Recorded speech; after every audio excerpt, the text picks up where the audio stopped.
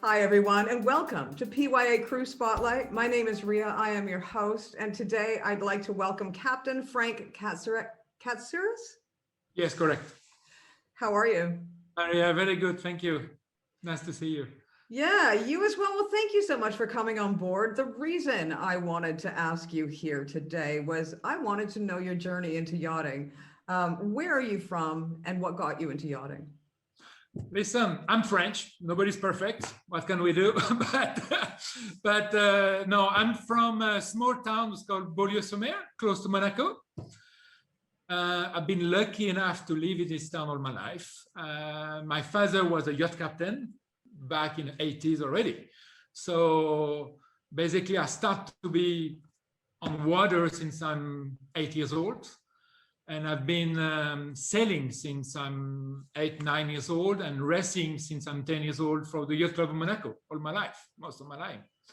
So yeah, I'm from this south of France, which I like it and I hate it also, because the thing is, when you grow in the med, you know, when you start to do your career in the med, I started yachting, I was 16 years old. My first salary, I was 16 years old.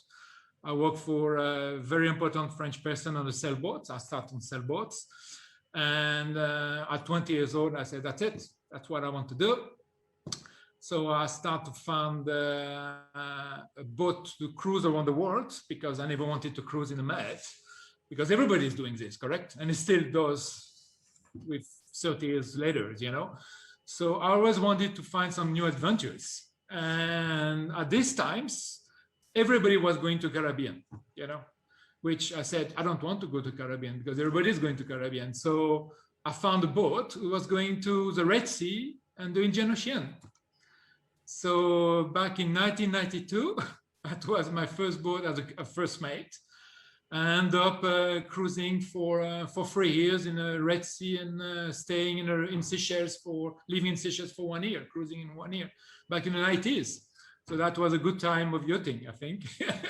The owner was joining us every kids' holiday, you know. At the time, we didn't have internet, so they were sending telex to tell us, oh, I'm coming next month or in 2 months' time. So we had a good time.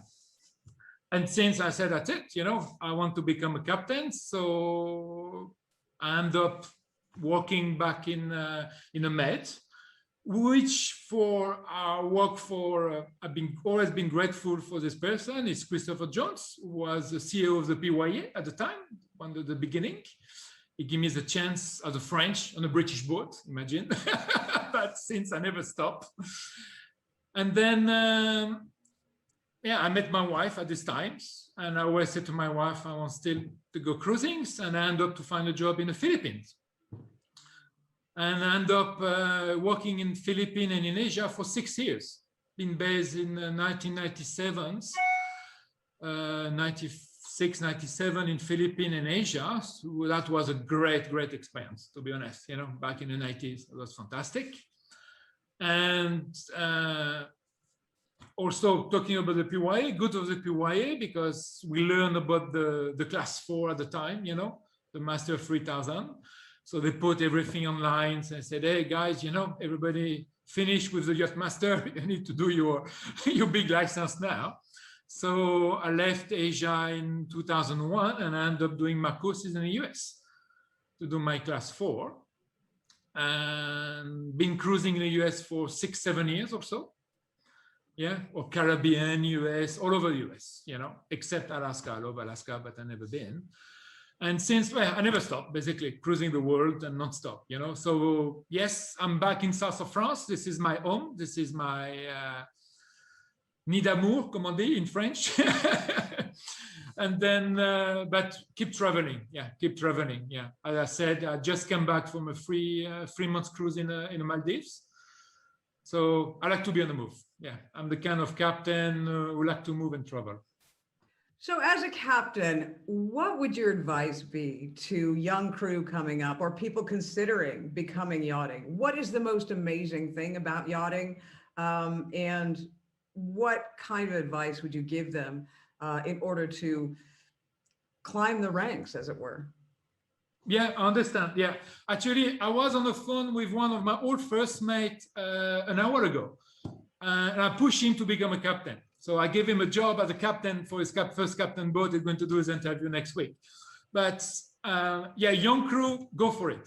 Go for it. If you like to travel, if you like to live with other people. The only thing is, you know, I mean, the negative point, some people doesn't like it, but you have to live with 5, 6, 7, 10, 12, 20 crew, you know, and that's not easy every day, you know. So, but if you have brothers and sisters, you've been raised with brothers and sisters, it's easy, you know, it's easy to accept it, and you can handle the problems, you know, which is not a problem anyway. So yeah, no, for every young crew, go for it, you know, do your STCW and start as a deckhand, start as a junior 2, and be motivated, you know, and then go for it, you know, go, push.